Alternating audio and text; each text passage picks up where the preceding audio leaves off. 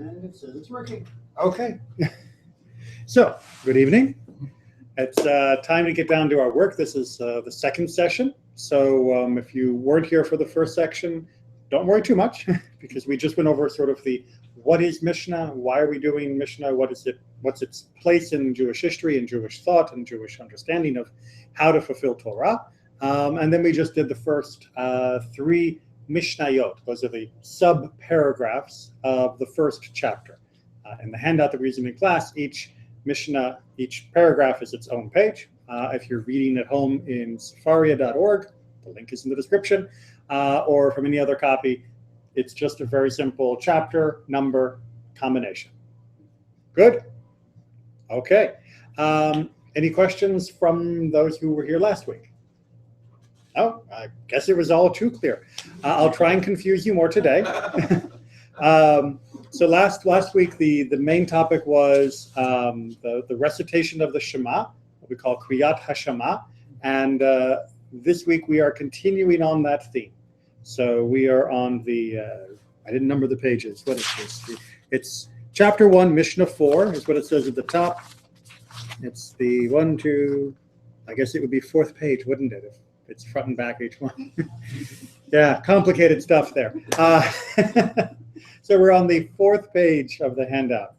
Berachot, chapter 1, Mishnah 4. All right, so shall I read or do I have any volunteers? I'll read. Okay, thank you, Yerach. Mishnah 4. In the morning he recites 2 blessings before it and 1 after it. In the evening, 2 before it and 2 after it. 1 long and 1 short. Okay, what is it? The Shema, right? So we're playing the pronoun game here a little bit, but we're saying that in the morning, we know that we have Kes, Kriyat HaShema, we have the recitation of the Shema, and we have to say some blessings Before. around it. Well, around it as we see, right? So how many come before it in the morning? 2. And how many come, and 2 blessings before it, and how many come after it? 1. 1, right? So we're doing the Hebrew order here, right? The Hebrew direction.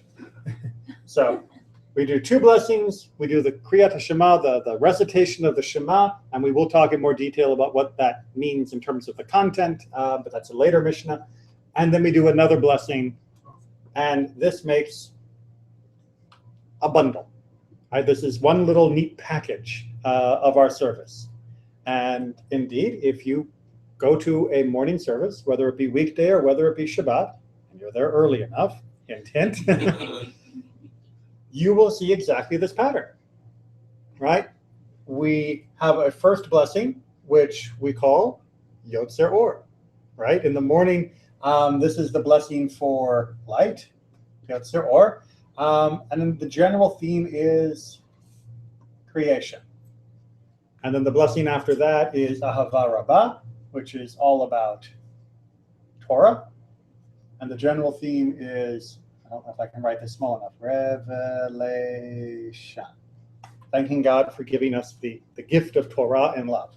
And then after, right, we do Goel Yisrael, we do the Redeemer of Israel, and it is about, and this I can just do with the same basic word, redemption. Although the main topic, that is to say, is Egypt. All right, so in the morning, light, Torah, Egypt, creation, revelation, redemption. Make sense? But what happens in the evening, right, at night? In the evening, 2 of them. 2 before and 2 after. 2 before and 2 after. But what's special about the ones that come after? What's special in the evening gets mentioned? 1 long and 1 long and 1 short. 1 short, right? So it's 1 long, 1 short. That's what I'm trying to show. And the one that we do in the evening, the first one, is called Ma'ariv Aravi, which talks a lot about night and day, the cycle of seasons, also known as creation. And the theme for Torah is repeated in Ahavat Olam, which is also Revelation. I'm just going to draw an arrow rather than trying to rewrite that in that small space. And lo and behold, we get the idea of redemption, right? This time in Emet Ve'emunah. And now we got a new one, which is called the Hashkivenu.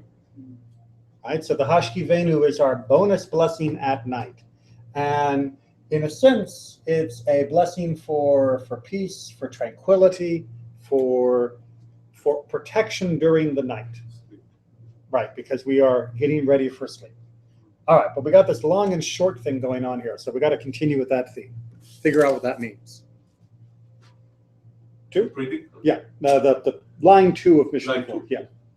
Where they, the sages, said that the long one should be said, he may not say a short one. Where they said a short one, he may not say a long one. Some interesting points there. So, not mixing, not switching. Who would ever think they could mix? Right? I mean, I open up the Siddur, I see the blessing, I say the blessing. Who's gonna mix? I don't know. Anyone. That's a good question. Yeah.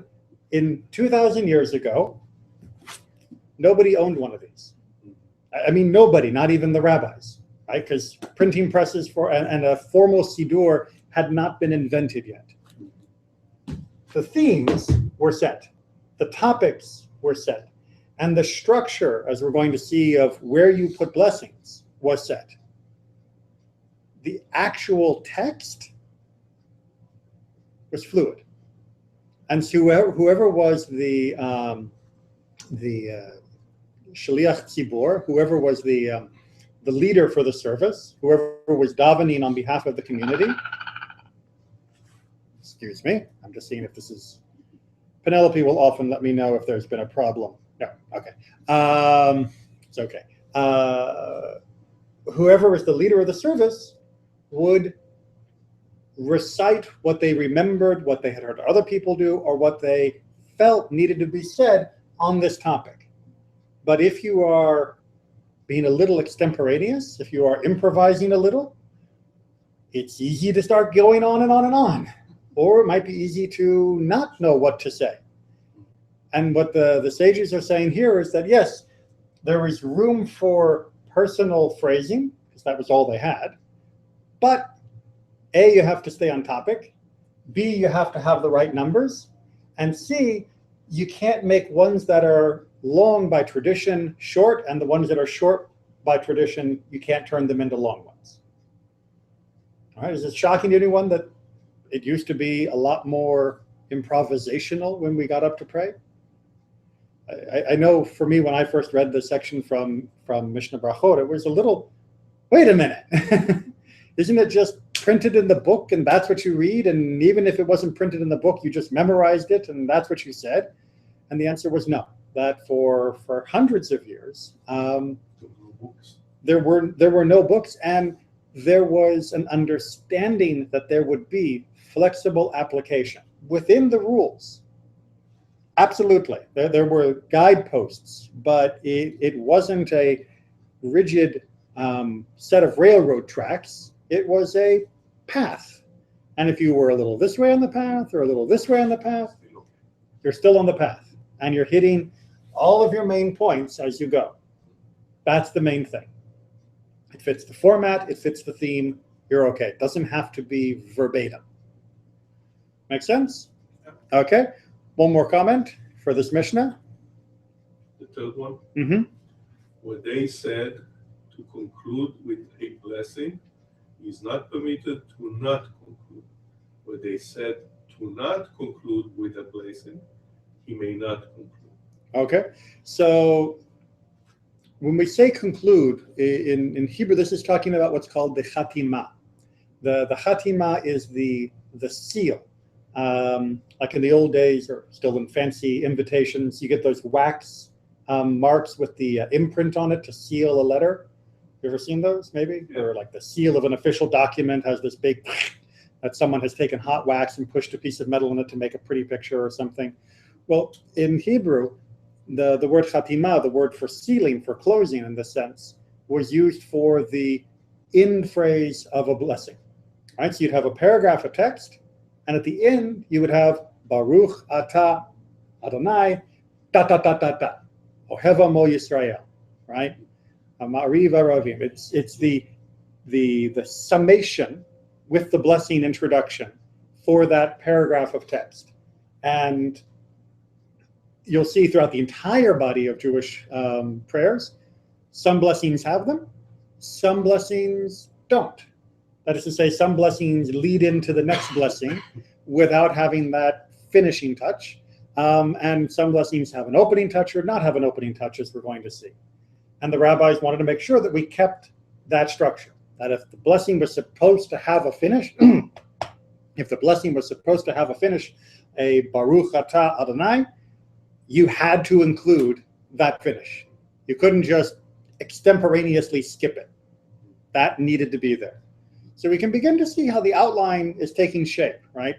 So that if you were going to pray, you would know, I've got to talk about these themes, I've got to keep it around this length, and for some I need to have an ending, for some I don't, and I have to follow the pattern. So go ahead and finish that off, Yerach. Which one? Where they said not to, it's the second half of the line you just read. Okay. Where they said to not conclude with a blessing, he may not conclude. Right? So if it says don't have a Baruch Atah, don't make one up. Don't add, right? You can add in between, right? So we're making little boxes, right? You've got the basic size of the box. How big is it? You've got the basic title. See if I can make that a little bit clearer. Title. And you have an end part or not. And then in the middle, that's up to you, right? You got to do it according to the title, a certain proportional length, and end or don't end as tradition dictates, and then do the next one. That was praying. Is that better, worse, harder, easier than praying from a siddur? Harder, I think. Harder? Because if you have the siddur, the words are already there. You don't have to go to any effort to make anything up. You can just read what's in front of you or recite it by rote. Mm-hmm. And just to get the words out, it's a whole lot easier. You don't have to think about it. If you're not generating the words on your own, it's a lot easier to just read what's there, right? Absolutely. It's the same reason why people buy pre-printed greeting cards, right? Rather than just blank ones, because they can find someone else has already written nice words. They say, yep, that's what I want to say. Happy birthday. And they just put their name at the bottom of it, right? Their chatima, their signature, they seal it. But on the other hand, when it comes to the spiritual act of prayer, if we don't realize that this is meant to be the best that our tradition has created at filling in this box, and therefore the words are not supposed to be recited just because they're words, but they're supposed to be recited because they are the most elegant way to fill this box, then sometimes we do just say them by rote. We're not saying them as a cherished treasure that our tradition has worn them into this perfectly smooth and lustrous shape. But instead it's just, someone wrote them down, so I say them and I tick the box because I've done the duty. That wasn't the point. It's there as a clean, clear guidepost so that if we don't come up with the right words, we've got the right words. But they weren't meant to replace the internal spirit, which is why sometimes it's harder to pray in terms of the success of our prayer using a fixed text, even though it's a lot easier to say when we use a fixed text. And that's a tension that we need to be aware of so that we can overcome it. Not saying we get rid of the siddur, God forbid. Like I said, our tradition has worn these words beautifully smooth and shiny. We wouldn't want to put them down for anything, but we have to understand what they are trying to help us achieve, if they're going to achieve anything other than just being uttered. Okay? Next Mishnah, unless there are any other questions. Mishnah 5. And we're almost done with our first chapter. See how quick it goes? Yerach, you still up for reading? Yeah, I'll read. Okay. Mishnah 5, the first sentence. Mm-hmm. They mention the exodus from Egypt at night. Okay, they mentioned the Exodus from Egypt at night. Now, we mentioned the Exodus from Egypt at night. Why is this an issue? Why is this a problem? Most of us have probably never even considered it because, as we just discovered, we generally read this thing just because that's what we're supposed to read and those are the words that are there. So it talks about Egypt at night, big deal.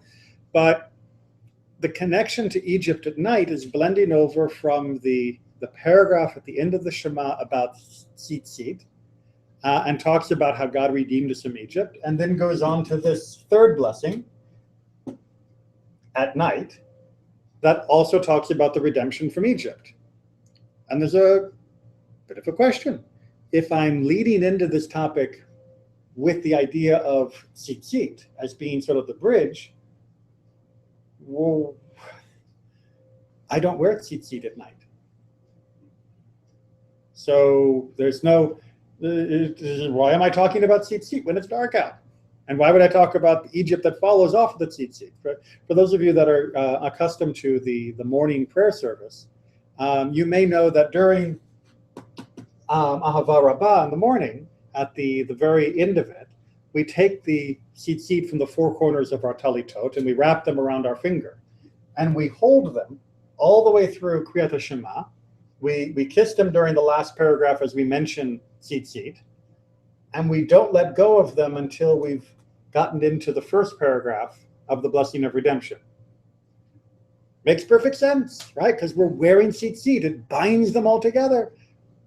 At night, I'm not wearing tzitzit, unless I happen to have been wearing them when it was daytime, but I'm certainly not putting them on to pray at night specifically because there's no mitzvah to wear them at night.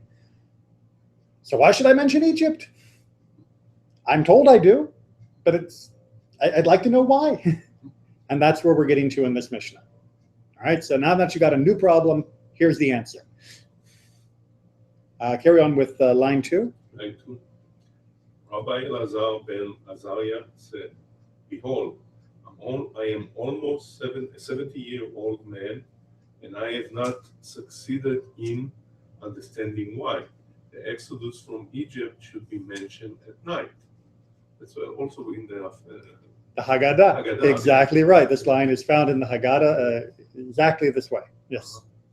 Keep going. Keep going. Until Ben Zoma explained it from a verse, Deuteronomy 16:3, in order that you may remember the day you left Egypt all the days of your life. The days of your lives refer to the days. All the days of your life refers to the nights. All right. So Ben Zoma is making a midrashic interpretation of this verse to explain the halakha, to explain the law that we recite about Egypt at night as well as in the morning. And his midrash is coming from the extra word all, right? The verse could have been written, you should remember the days you left Egypt, the days of your life, for the days of your life. Well, that sounds like all of my life too, right? So why add the word all in? Because all is coming to modify days, not life. And it means, according to Ben Zoma, your whole day and night. And therefore, we recite and talk about Egypt both at daytime and nighttime. Does that midrash make sense? Yeah. But notice Ben Zoma says, I've never understood why we do this. But he's been doing it. Right? One of the things that's often hardest when we come to tefillah, to prayer or berachot, to blessings, is if we don't understand why we're saying the prayer. Oftentimes people will wait to start. Like, well, I'm not really sure what this whole thing is all about. When I figure it out, then I'll do the prayer. When are you going to figure it out? Right? Are you setting a date on your calendar that you're going to study this and, by next week you're going to make a decision? Or is that usually means when I figure it out, I'll do it. Whatever. We just put something aside. If we don't understand something, often we just ignore it. And what Ben Zoma is setting a very good example of, not Ben Zoma, sorry, Rabbi Elazar ben Azariah is setting a good example of, is He's been doing the Kriyat Shema for 70 years. And he's been doing it with all of its blessings and mentioning Egypt, even though it didn't really make a lot of sense to him, because that was the way we daven. And now Ben Zoma, God bless him, has finally come along while he's almost 70 years old, and now he's got a reason to hang what he's doing on. I think Rabbi Elazar, Mm-hmm. Ben Azariah, he was following basically what happened in Mount Sinai. Na'aseh v'nishma. We'll do, and then we'll listen or understand. Exactly. You do it. That's it. Well, it's not you do it and that's it. Yeah. It's you do it and you keep trying to learn and To figure it learn, out. yeah. Exactly right. And the fact that he was willing to do for 70 years should be very encouraging to us, that here is one of the great rabbis. You know, if you're in the Mishnah, trust me, you're one of the greats. And even he went 70 years without fully understanding one of our most basic mitzvot, which is the recitation of the Shema with its blessings. He did it, obviously. But sometimes it takes us a while before we really understand why we're doing it.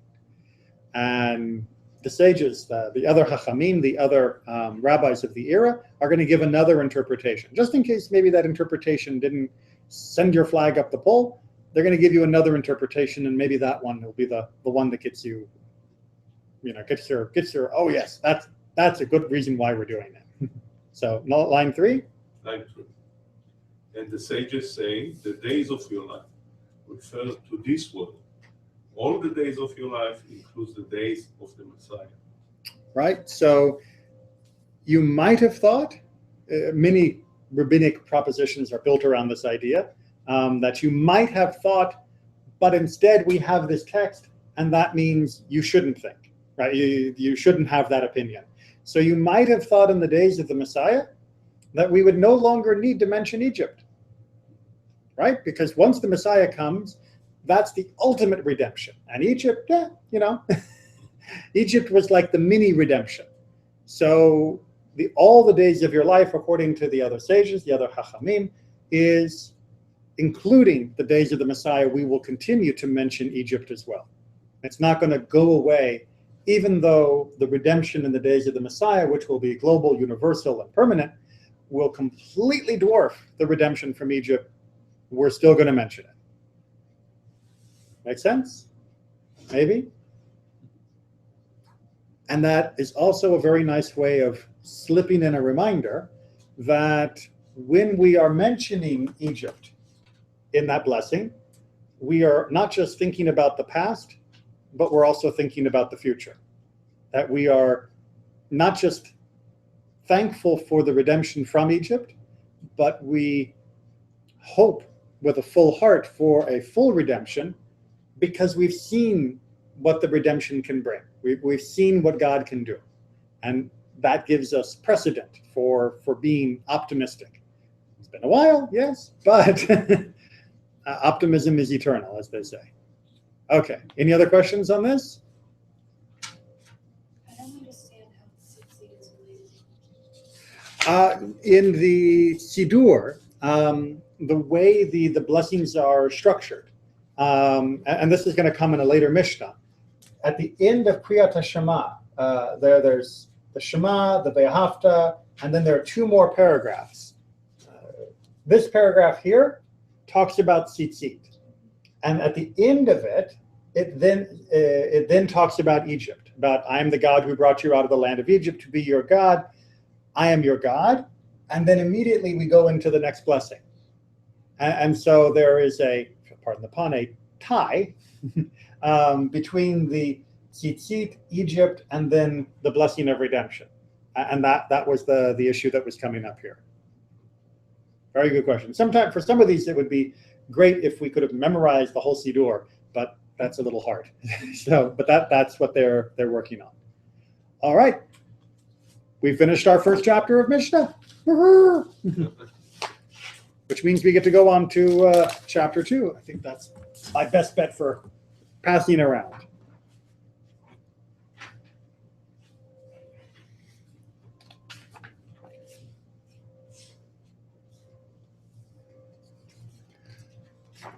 we all set? All right. Anyone else like to read, or Yerach, do you want to continue? Nobody wants, I'll do it. All right, Yerach. It's your kavod today. So Mishnah 1 from Mishnah chapter 1, 2. Chapter 2. If one was reading the Torah, the section of the Shema, and the time for its recital arrived, if he directed his heart to fulfill the mitzvah, he has fulfilled his obligation. Okay. I know you may think this is a very odd set of circumstances, but work with me here. And you have to imagine there was somebody who is reading the Torah, right? And it can be an actual scroll of the Torah, or it can be a chumash. And they happen to be in the book of Deuteronomy. And they happen to be reading the section that is the Shema, right? Because the Shema is a quote from the Torah. And it happens to also be the time for saying the Shema, right? So whether it's at night or whether it's in the early morning, whatever the time is, it's the time when you should be saying the Shema. Do they get credit or not? Did they say the Shema or didn't they? Well, what's the Mishnah telling us? The Mishnah says if you think about saying the Shema for the prayer purpose, it counts. Exactly right. Which would mean what would be the opposite? If you weren't thinking about it as the prayer, it doesn't count. Okay, so two people sitting next to each other. One of them is reading this section on the Shema. The other is reading this section on the Shema. The first one, before he reads the section on the Shema from the Torah, and he's not in the middle of the service. He's just there at the right time, looks at his watch and goes, oh, it's time for the Shema. Oh, I'm reading the section about the Shema.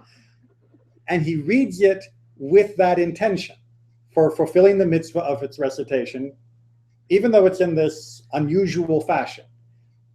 Check, he gets points, right? He gets credit for having done the mitzvah. Meanwhile, the guy next to him is studying Torah and he reads the section of the Shema and he thinks it's interesting and fascinating, reads commentary on it. It's a very important part of our history, da da da da da da. And then later looks at his watch and goes, oh, it's time for the Shema. He doesn't get to say, oh, I already read it. He has to read it on purpose for the fulfillment of the mitzvah. This is what's called kavanah, right? In Judaism, there is this notion of what's called kavanah, which is intention, the spiritual focus to what you are doing. Because you can do the deed and it doesn't count if you weren't trying to. Now I'm going to ignore that one. Now there are some cases where it does count even if you weren't meaning it, and there are other cases like this one where you have to mean it in order to fulfill it. And as we go through this and other times we study together, I'll point them out as we go, but this is something I just want to make sure we understand deeply as a principle in Judaism, that for many, many of our acts, without saying the blessing or without having the proper intention while doing it, you didn't do it. You may have said the words, but you didn't do it. Does that make sense? Maybe? Again, I should point out, similarly, just reading the Shema and the Sidur without thinking about fulfilling the mitzvah of Shema, you didn't actually do it. You read it, and that's good. You get points for what's called Talmud Torah, for study, but you don't get points for the mitzvah of Shema. I use the metaphor of scorekeeping. It's not a literal scorekeeping. I hope everyone understands. It's just whether you've fulfilled it or not fulfilled it. Make sense? Yes? No?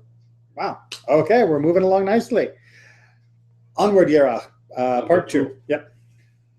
In the breaks between sections, one may give greeting out of respect and return greeting. In the middle of a section, one may give greeting out of fear and return it. The words of Rabbi Meir. Okay, so Rabbi Meir has the opinion that while you're doing this prayer section, if you have to, you can greet someone. or you can return a greeting that was given to you. And if there is fear, you can even interrupt, not between a section, but you can even interrupt an actual prayer, right? This may seem a little like this is an issue, because oftentimes the main thing that happens when someone walks through the door of the sanctuary on a morning or an evening is, hi, how are you doing, da, da, da, da, da, all the way down the aisle. In the ancient world, certainly there was a different sense of focus. And the real question was, am I ever permitted to return or give a greeting? The default was no. The default was your kavanah, your intention is so focused on performing the mitzvah and the act of prayer that you would ignore the world around you, barring danger and whatnot. It would be you and God in that space together. And so Rabbi Meir was saying, yes, but there are some circumstances. So what do you think it would mean to have to give a greeting out of fear? Didn't Rabbi Meir live in the times of the Roman Empire around the Bar Kokhba revolt? And Yes, so he did. Soldiers might be knocking on the door, and you might have to answer, and so that they didn't kill you. The soldiers are knocking on the door would be an excellent example of a greeting you don't want to give, but you better give in order not to die. It can be even a little bit less armed and dangerous of a situation. You could be, for example, in your shop, and it's time for davening, and so you are davening in the corner of your store, and in walks a wealthy, important Roman official, and he's waiting to be served. Yeah, what do you do? And what Rabbi Meir is saying is, you know that if you don't move with some respect towards him, what he's expecting as respect, that he could very easily turn you into the government as being a rebel, as being somebody who's causing trouble, and boom, you're dead. So even though you're in the midst of a prayer, you can still extend a greeting. And that is sort of the situation they're talking about. Yes, be thankful we live in a day and age where we don't have to worry about if we don't say hello to someone immediately that they're going to cut our head off. At least I hope most of us don't live in that kind of situation. Okay, and then line 3, is Rabbi Yehuda is going to respond to this. Rabbi Yehuda says, in the middle one may give greeting out of fear and return it out of respect. In the breaks, one may give greeting out of respect and return greeting to anyone. All right, so Rabbi Yehuda is a little bit more, I guess you might say, lenient, right? He's a little bit more flexible. He's saying that in the middle, remember this is in the middle of one of the prayers, you can break it off to give greeting out of fear, because in many of the ancient cultures, and even today in some cultures, the person who says hello first is the person who's lower ranking. Anybody here been in the military or learned the proper etiquette for saluting, right? Who salutes first, the private or the colonel? Private. The private, right? And that's a greeting. And it was the same in the ancient world, right? You salute, they respond, and then you can put your hand down. And that's what he's saying. He's saying if you can interrupt if you need to interrupt first out of fear, but even out of respect. It's for some reason the rabbi has interrupted you by saying hello. Maybe he didn't notice you were davening, whatever it might be. Somebody that you respect, you can return the greeting out of respect in the middle of a prayer, which is, like I said, more lenient than Rabbi Meir's position. Rabbi Meir said you're only allowed to interrupt the prayer itself out of fear. And here we're introducing, no, you can return out of respect. You shouldn't say hello out of respect on the first place, but you can return. Make sense? We see the distinction? And in the gaps in between prayers, right, between the time you finished one blessing and before you start another, Rabbi Yehuda is saying during that time, you can give a greeting out of respect, you can salute first, and you can return a greeting to anyone, right? If someone else says hello to you first, so it's not you causing the interruption, but someone else is saying hello to you first, it's okay to return and say hello back. Even if it's not an issue of honor. It's just someone said hello to you.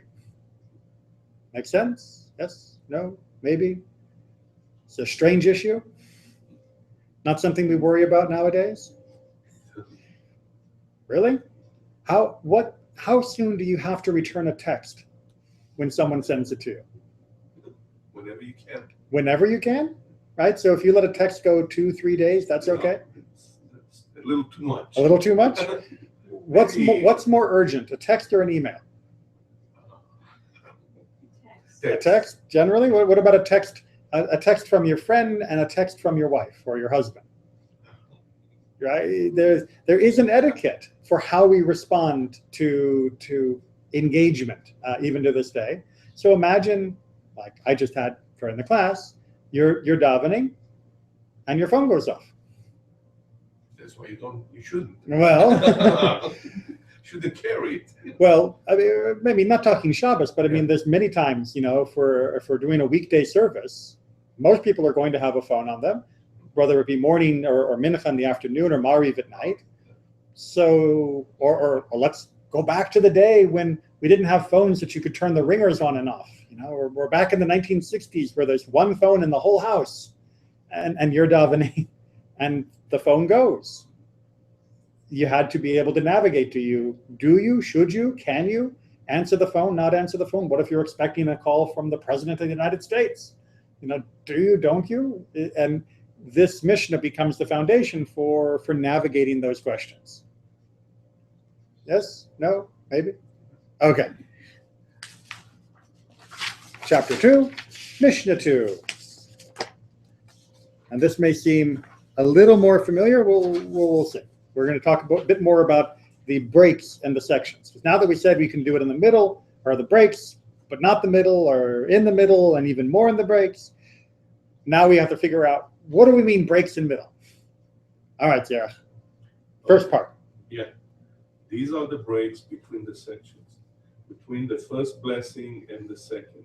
Right, so let's take, for example, our morning service. That would be between Yotzer Or and before Ahava Rabbah. Right, so you've just finished Yotzer Or, that's a break. Because you haven't begun Ahava Rabbah. And? Between the second and the Shema, between Shema and it shall come to pass if you listen, between and it shall come to pass if you listen, and the Lord said, and between and the Lord said, and the Emet v'yatziv, true and fair. Right, so Emet v'yatziv is the beginning of this redemption blessing that comes after the final paragraph. All right, so let's just back up here. So we had the first one, we had Yotzer Or, and then going into Ahava Rabbah, one break. Between Ahava Rabbah and the Shema, that's another break. Between Shema and it shall come to pass if you listen, wait, we missed something. What comes right after the Shema? The Ve'ahavta, and you shall love. We didn't. Yes, it's not a break in between Shema and Ve'ahavta. Exactly. The Ve'ahavta paragraph is considered to be an inseparable part of the Shema. There are some distinctions, yes, but the basic point that's being made by this is, as soon as you finish Echad, you are going into Ve'ahavta. That is not a break. That is one contiguous piece. After the Ve'ahavta, before that long paragraph that comes afterwards, if you can visualize the page, that's a break. And after that paragraph, that's a break. And then after the next paragraph, which is what "and the Lord said" is talking about, that's our paragraph that talks about the tzitzit and God taking us out of Egypt. That's a break. So do you have a visualization of the breaks that the rabbis are describing here? Yes? No? Maybe so? We should look at the. You want to take a look at the Siddur? You want to see the Siddur? If you are looking in the Siddur, here we go. few that are right here. Ooh, the shelf is collapsing. Didn't like me picking up the cedar ring. I think it was very finely balanced. Okay. So, join with me on page 224. We're going to walk through the Shabbat morning service. Right, the weekday morning service is a little bit shorter in places, but the basic prayers are the same. By the way, that's a nice example of how weekday and Shabbat, the framework of the blessings, our box is the same, but the content changes because we add a lot more on Shabbat than we have on weekdays.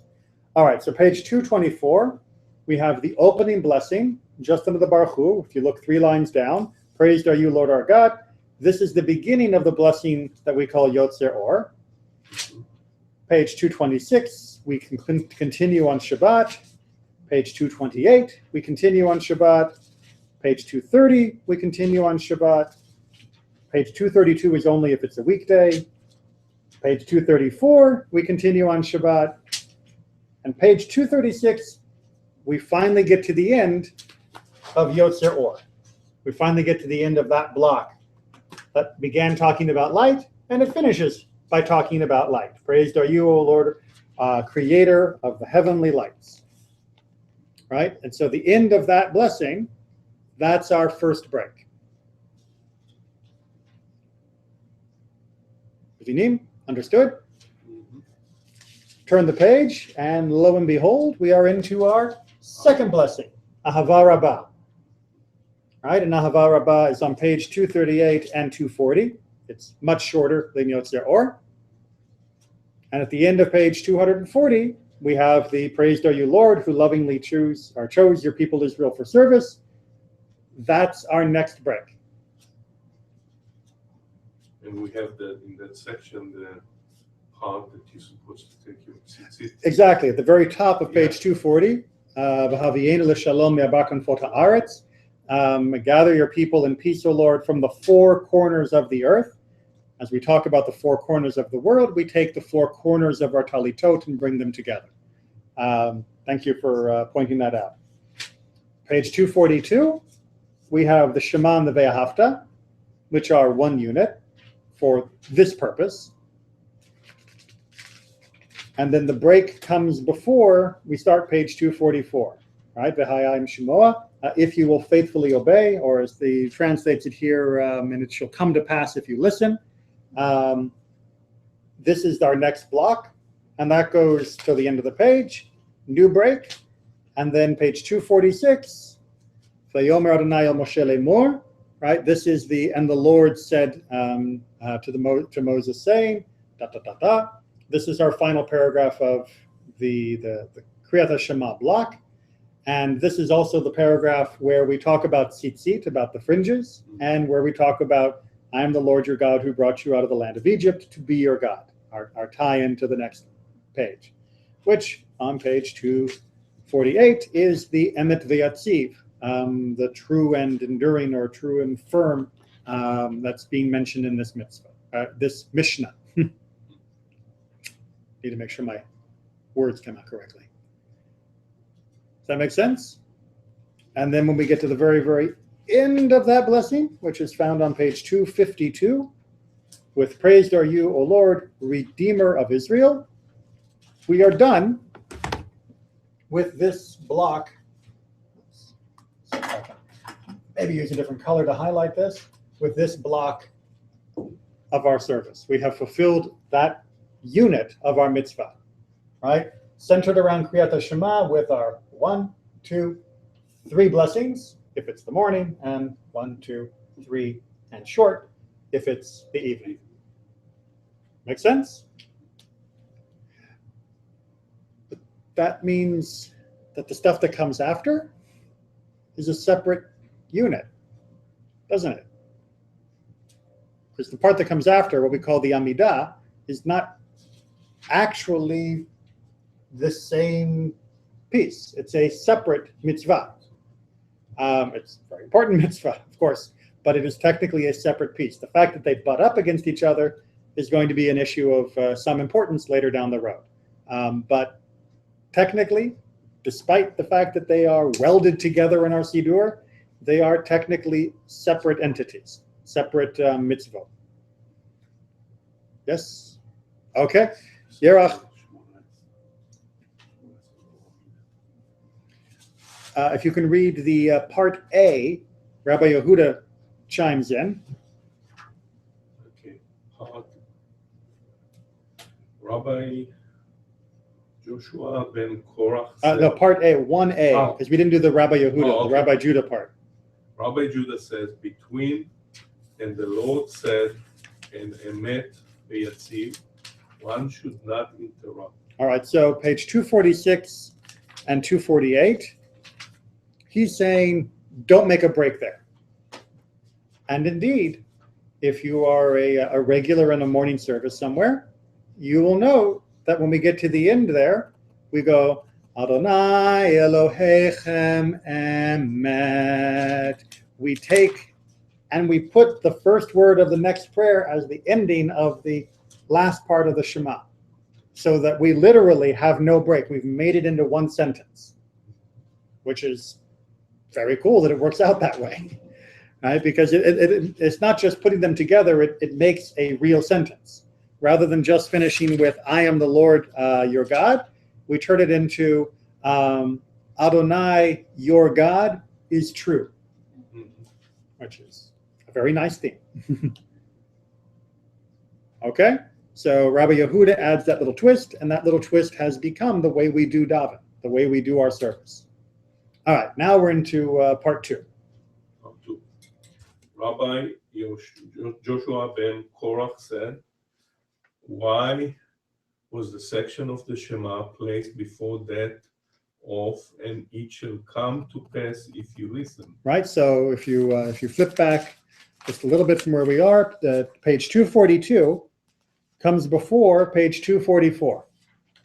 And we're so used to seeing it like this, we've never maybe asked this question, but Rabbi Yoshua ben Korcha is, why is that Shema ve'ahavta coming before the section, and if you faithfully obey the commandments, or it shall come to pass, whichever way you want to translate it. And Yerach, if you could read his answer. That's the little Roman numeral I. Yeah.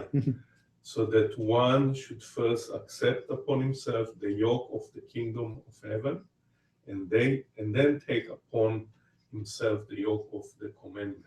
All right, so the Shema, where we proclaim that God is our God and that God is one, and where we continue in the Ve'ahavta paragraph by saying, love the Lord your God with all your heart, with all your might, and to set these words upon your heart that I command you this day, that is the foundation, according to Rabbi Yoshua here, of everything else. So you first accept the yoke, and he's using that term meaning like the yoke that oxen wear on their shoulders to help them pull the plow.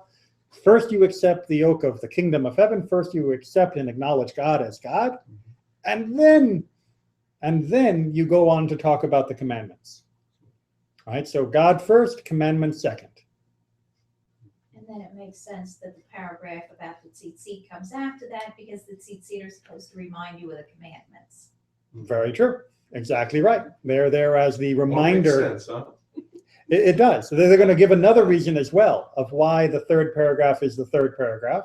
But in this thematic line, that's exactly right. It's first you accept God as God, then you accept the commandments, and then you are grateful for having a physical reminder of those commandments, which is what we call tzitzit. Exactly. It flows very nice. It's one of the things I try to teach people when I first am introducing them to Judaism, or Judaism as an adult, since many people don't remember what they learned in Hebrew school, is the Siddur was not just a random collection. It wasn't just a bunch of good ideas that someone threw together and then we printed it. That it was very, very carefully and skillfully crafted to hit certain themes in a certain way that moves us spiritually from point A to point B. And this is just one thread of how it is all woven together.